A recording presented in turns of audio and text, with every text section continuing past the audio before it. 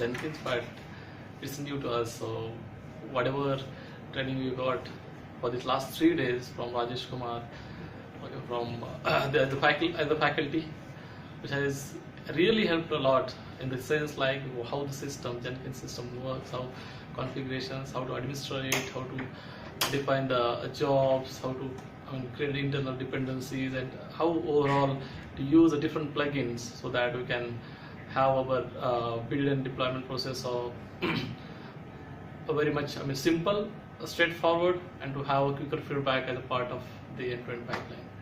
I think it's really helpful. Thank you.